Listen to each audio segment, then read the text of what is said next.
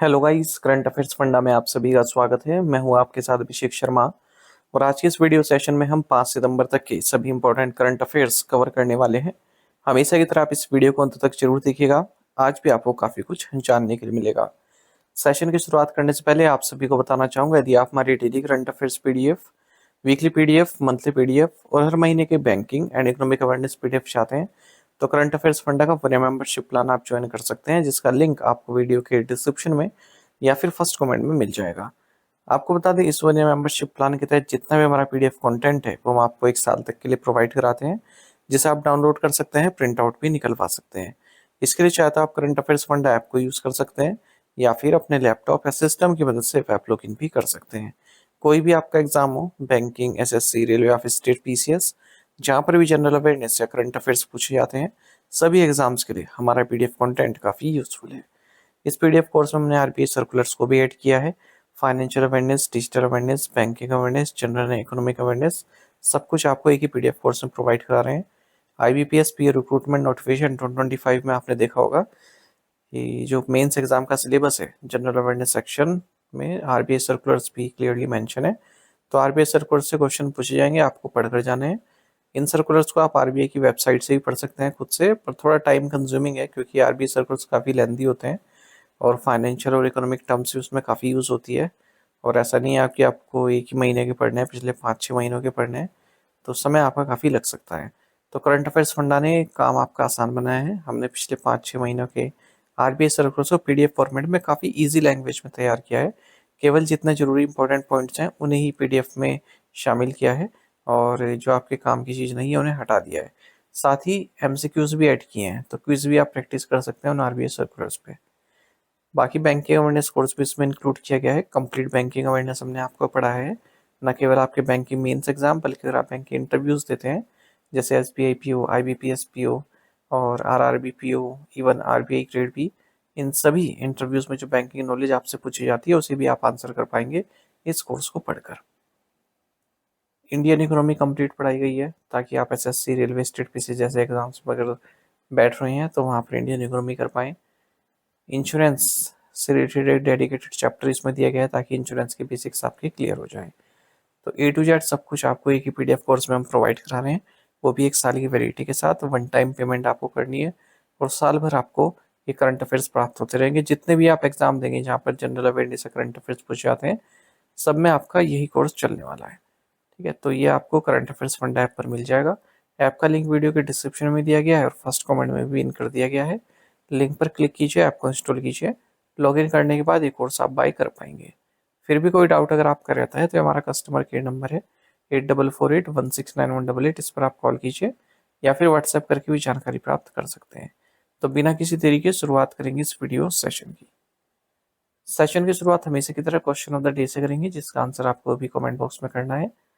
पूछ रहे हैं कि महाबली से जुड़ा हुआ ओणम त्योहार मुख्य रूप से किस भारतीय राज्य में मनाया जाता है। Onam associated with Mahabali is primarily celebrated in which Indian state. Option है केरल, कर्नाटक, तमिलनाडु या फिर आंध्र प्रदेश। जल्दी से आंसर कर दीजिए, फिर हम आगे बढ़ते हैं। और इसी तरह के क्वेश्चन यदि आप प्रैक्टिस करना चाहते हैं तो हमें टेलीग्राम पर जरूर ज्वाइन कीजिएगा। करंट अफेयर्स फंडा नाम से हमारा टेलीग्राम चैनल है।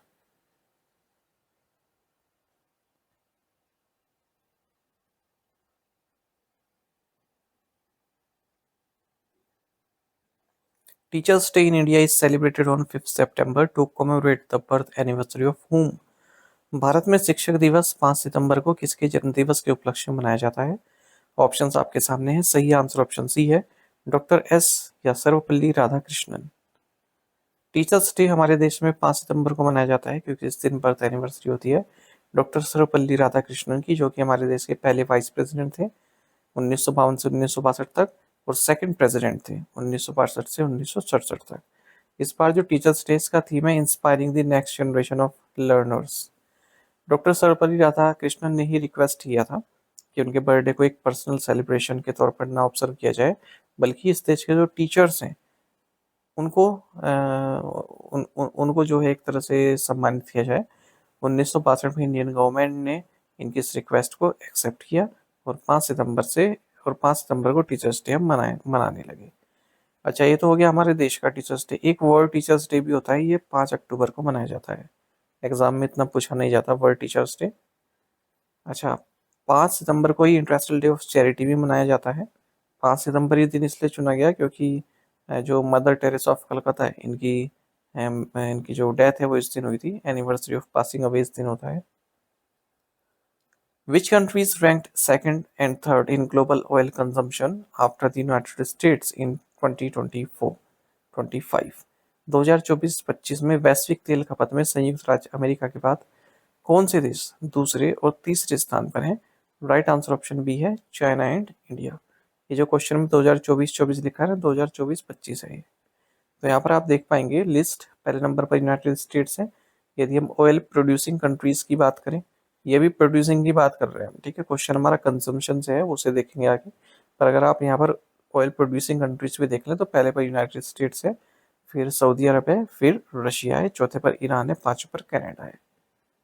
चलिए अब अपने क्वेश्चन की बात करते हैं। देखिए, जो ग्लोबल ऑयल प्रोडक्शन है इस 0.6% ऊपर हुआ है 2024 में, और 97 मिलियन बैरल्स पर डे हो चुका है।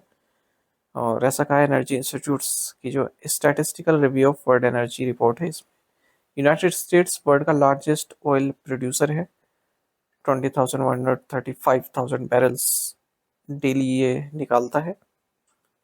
और दूसरे नंबर पर सऊदी अरब है, तीसरे पर रशिया है। अगर हम बात करें कंजम्पशन साइड पर, तब भी यूनाइटेड स्टेट्स लार्जेस्ट कंज्यूमर है, ठीक है, तेल का। और दूसरे नंबर पर चाइना आता है, तीसरे नंबर पर इंडिया है। यही हमारा क्वेश्चन भी था। Which city ranks as the most expensive city in the world in 2025 according to Numbio's Cost of Living Plus Rent Index 2025? न्यूम्बियो के cost of living plus rent index 2025 के अनुसार 2025 में कौन सा शहर दुनिया का सबसे महंगा शहर है? राइट आंसर ऑप्शन सी है, न्यूयॉर्क सिटी। तो अमेरिकन एंड यूरोपियन सिटीज खासकर यूनाइटेड स्टेट्स में, स्विट्जरलैंड में, ये वर्ल्ड की मोस्ट एक्सपेंसिव हब्स में से एक है, ऐसा नोम्बियो के cost of living plus rent index 2025 में बताया गया है। न्यूयॉर्क सिटी यूनाइटेड स्टेट्स की मोस्ट एक्सपेंसिव सिटी है रहने के लिए। हाई हाउसिंग डिमांड है, लिमिटेड सप्लाई है। इसके बाद फिर Zurich, Geneva, San Francisco and Basel आते हैं, ठीक है।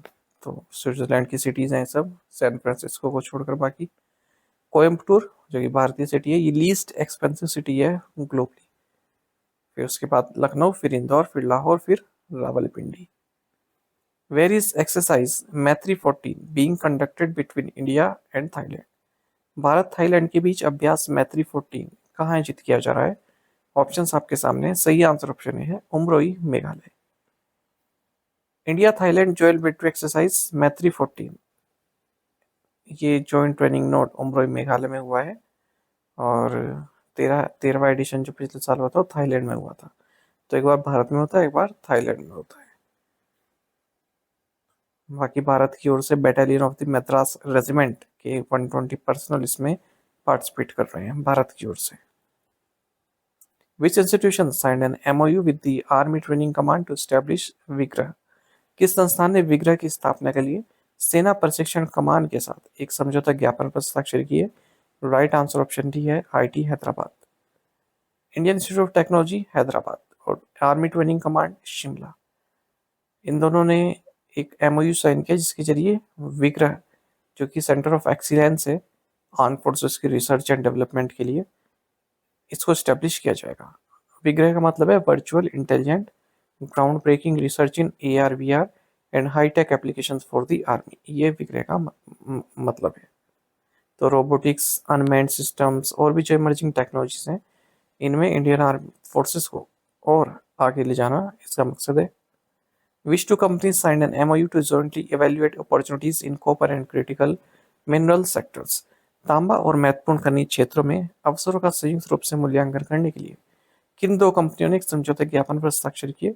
राइट आंसर ऑप्शन डी है, Hindustan Copper Limited and Coal India limited.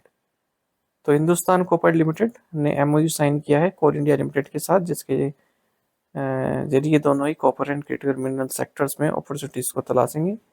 The primary focus is to jointly identify and evaluate opportunities in copper and critical mineral sectors and to explore participation in partnership with renowned global companies in these sectors। तो जो भी global companies हैं उनके साथ भी partnership की जाएगी इन दोनों के द्वारा।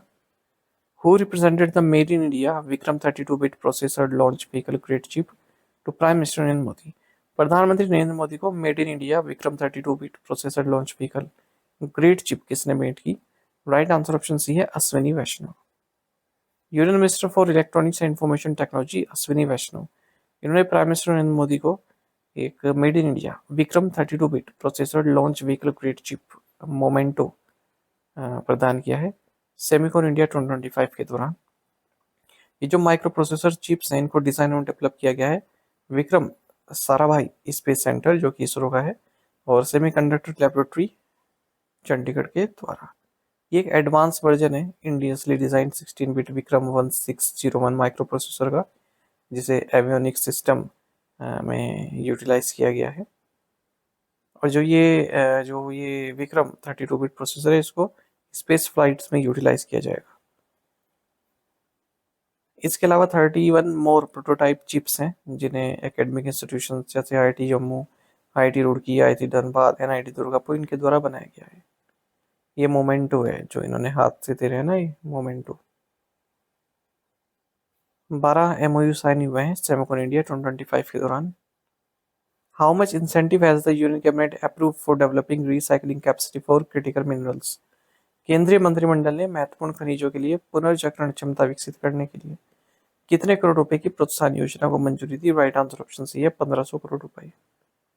यूनियन कैबिनेट ने 1500 करोड़ रुपए की इंसेंटिव स्कीम या प्रोत्साहन योजना अप्रूव कर दी है जिसके जरिए रिसाइकलिंग कैपेसिटी डेवलप की जाएगी हमारे देश में, ताकि जो क्रिटिकल मिनरल्स हैं उनको सेपरेट किया जा सके, उनको प्रोडक्शन किया जा सके सेकेंडरी सोर्सेज से। तो नेशनल क्रिटिकल मिनरल मिशन का ये एक हिस्सा है ये स्कीम। जो नेशनल क्रिटिकल मिनरल मिशन है इसके तहत 24 मिनरल्स को क्रिटिकल एंड स्ट्रेटेजिक आइडेंटिफाई किया गया है एंड 29 अदर्स को इम्पोर्टेंट बताया गया है। तो इस स्कीम का टेन्योर रहेगा 6 साल का 2025-26 से 2030-31 तक। और जो एलिजिबल फीड स्टॉक है जो सेकेंडरी सोर्सेस में ई वेस्ट है, लिथियम आयन बैटरी स्क्रैप है, ये सब। Scheme will be applicable to investment in new unit as well as expansion of capacity, modernization and diversification of existing units। जो ये scheme है ये इंसेंटिव प्रोवाइड करेगा यदि आप रिसाइकलिंग वैल्यू चेन तैयार करते हैं जहां पर सेकेंडरी सोर्सेज से क्रिटिकल मिनरल्स को प्राप्त किया जा सके। Which company has been fined 10 lakh rupees by Central Consumer Protection Authority for misleading advertisement and unfair trade practice? भ्रामक विज्ञापन और अनुचित व्यापार व्यवहार के लिए केंद्रीय उपभोक्ता संरक्षण प्राधिकरण ने किस कंपनी पर 10 लाख रुपए का जुर्माना लगाया? राइट आंसर ऑप्शन बी है Rapido. Central consumer protection authority ने रैपिडो पर 10 लाख रुपए की पेनल्टी लगाई है। इन्होंने मिसलीडिंग एडवर्टीजमेंट और अनफेयर ट्रेड प्रैक्टिस की है। साथ ही ये भी कहा है रैपिडो को कि कोई भी कंज्यूमर जिसने ऑटो इन 5 मिनट और गेट ₹50 ये वाला ऑफर जिन्होंने अवेल किया है और उन्हें 50 रुपये कंपेंसेशन के तौर पर नहीं मिले हैं, उन्हें 50 रुपये उनके वॉलेट में दो। रैपिडो एक इंडियन राइड हेलिंग सर्विस है, बाइक टैक्सी वगैरह प्रोवाइड कराते हैं और 2015 में स्थापना हुई थी, बेंगलुरु में इसका हेडक्वार्टर्स है। Tata Motors Limited recently signed an agreement to acquire which Italian multinational transport vehicle manufacturing company? Tata Motors Limited ने हाल ही में किस इटालियन बहुराष्ट्रीय परिवहन वाहन विनिर्माण कंपनी का अधिग्रहण करने के लिए एक समझौते पर हस्ताक्षर की? राइट आंसर ऑप्शन सी है इवेको ग्रुप। तो टाटा मोटर्स ने एक एग्रीमेंट साइन किया है इवेको ग्रुप के साथ जो कि इटली का है। तो इसको एक्वायर करेगा टाटा मोटर्स 38,000 करोड़ रुपए में। और अगर जैसे ये डील कंप्लीट होगी टाटा का बिगेस्ट एक्विजिशन होगा। टाटा की जो सब्सिडरी है TML CV holdings PT limited, इसके जरिए एक्वायर किया जाएगा। और एक और इसी तरह का करंट अफेयर है टाटा ऑटोकॉम सिस्टम्स, ये एक्वायर करेगा स्लोवाकिया बेस्ड IAC ग्रुप को। What was India's current account deficit in quarter first of financial 2025-26? वित्त वर्ष 2025-26 की पहली तिमाही में भारत का चालू खाता घाटा कितना था? राइट आंसर ऑप्शन बी है $2.4 बिलियन। इंडिया का जो करंट अकाउंट है ये डिफिसिट में चला गया है अप्रैल से जून क्वार्टर में, और करंट अकाउंट डिफिसिट $2.4 बिलियन की रही है या फिर 2.2% ऑफ GDP, ठीक है, फर्स्ट क्वार्टर में 2025-26 के। जबकि अगर हम प्रीवियस क्वार्टर की बात करें वहां पर सरप्लस थी 13.5 बिलियन यूएस डॉलर थी या फिर 1.3% ऑफ जीडीपी थी। अगर हम सेम क्वार्टर में लास्ट ईयर बात करें तो हमारी current account deficit 8.6 billion US dollar की थी या फिर 0.9% ऑफ जीडीपी थी। What was India's index of industrial production growth rate for जुलाई 2025? जुलाई 2025 के लिए भारत का औद्योगिक उत्पादन सूचकांक विकास दर क्या थी? राइट आंसर ऑप्शन सी है 3.5%। तो क्विक एस्टिमेट जो इंडेक्स ऑफ इंडस्ट्रियल प्रोडक्शन का जारी किया जाता है हर महीने के 28 तारीख को, तो IIP index of industrial production growth rate जुलाई महीने के लिए 3.5% रही है, जो कि 1.5% है जून 2025 में। तीन सेक्टर्स की ग्रोथ देखें तो माइनिंग में माइनस के 7.2% की ग्रोथ देखी गई, मैन्युफैक्चरिंग में 5.4%, इलेक्ट्रिसिटी में 0.6%। और जो आईआईपी की वैल्यू है 155 है, जबकि जुलाई में 149.8 थी। जुलाई 2024 में 149.8 थी, जुलाई 2025 में 155 है। माइनिंग के देखें 107.7 है, मैन्युफैक्चरिंग की 156.9 है, इलेक्ट्रिसिटी का 221.5 है। Morgan Stanley has revised India's real GDP growth forecast for financial 2025-26 to what percent? Morgan Stanley ने वित्त वर्ष 2025-26 के लिए भारत के वास्तविक जीडीपी विकास पूर्वानुमान को संशोधित कर कितने प्रतिशत कर दिया? राइट आंसर ऑप्शन सी है 6.7%। मॉर्गन स्टैनले ने जो इंडिया की जीडीपी ग्रोथ फोरकास्ट है 2025-26 के लिए उसको अप किया है। तो इंडिया की जो रियल जीडीपी ग्रोथ है वो 6.7% रहेगी 2025-26 में, पहले उन्होंने 6.2% बताया था। और अप्रैल से जून क्वार्टर में करंट फाइनेंशियल ईयर में भारत की जो ग्रोथ है वो 7.8% रही है। Which global payments company has partner with Infosys to enhance cross border payments? किस वैश्विक भुगतान कंपनी ने सीमा पार भुगतान बढ़ाने के लिए इन्फोसिस के साथ साझेदारी की है? राइट आंसर ऑप्शन सी है मास्टर कार्ड। तो मास्टर कार्ड ने इन्फोसिस के साथ स्ट्रेटेजिक पार्टनरशिप की है to streamline bank access to its move cross border payment portfolio through integration with the Finacle core banking platform.